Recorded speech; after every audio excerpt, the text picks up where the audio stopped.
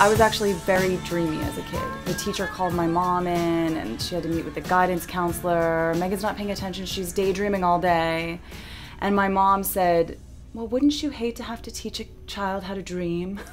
And I love that she defended me like that. I read a lot. I would hide a book in my desk. You know, we had those desks in grade school that like flipped up, and I would just be like reading my book in the desk, not paying attention. And I've always had kind of a thing for trees. And I don't have any tattoos, but if I was going to get a tattoo, I would probably get a tree, like a really big one, with like the branches coming down on my arms. And everyone I tell this to is like, don't do it. Where will you go when you can't come here?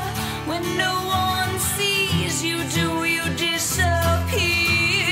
You turn eyes into mirrors. Now who do you believe? I have a really broad taste in music. I love a lot of things. I'm a huge Joni Mitchell fan, and her song Blue, like just I could listen to it over and over and over and over again. And I do sometimes. I love to troll the internet for new music. PJ Harvey's always been a favorite of mine. I think she's had an incredible career. She's always just done exactly what she wants to do. I think one of the most perfect songs ever written is Extraordinary Machine by Fiona Apple. It's incredible. It sounds like it's from another era, and her voice is so perfectly expressive in that song. It's really perfect. So yeah, I wish I wrote that. You know, I wasn't really aware of one while I was writing it, but now that the piece is done and it's a complete body of work, especially when I play it live, I have come to realize that there are some recurring themes. There's a lot of grappling with mortality and just endings in general, whether it's an ending of a relationship or an ending of perspective, and that change is a death of sorts, and then of course a rebirth as well. All alone again, I reach out my pitchfork. Sometimes a song will just come, plop out, fully formed, like dropped on my doorstep by a stork or something. No gestation, nothing. It just arrives as it is. And that's really thrilling when that happens, because it feels like you've been visited by something. And then the other, 9 out of 10 times, a song will come in fragments. And I really enjoy the process of taking the beginnings of a song, an idea, and sort of solving the puzzle of the song. So bad when it's wrong, and all I want is control over you, over me.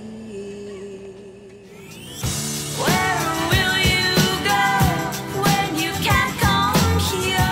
I play with a wonderful group of musicians that's kind of a revolving band of people depending on what we want our sound to be like that night. I get really nervous before shows usually, not all the time, but most of the time I do, and then afterwards I feel just super high. Sometimes it's just me and an acoustic guitar and some percussion, which is a very different show than when I have a full band with keys and harmonies and second guitar and synth.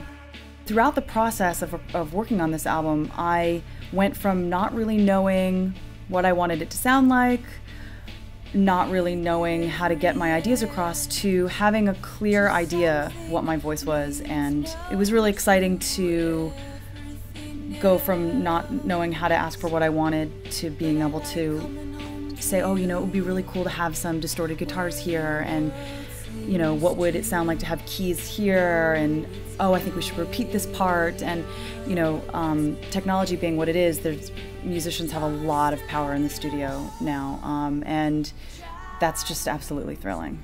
I would really like to be I would like my music to be for other people the way some of my favorite music is for me. I think that as long as you're being true to what you want to express, if that's really what you want to say, I think you should say it and just trust that people are going to go there with you.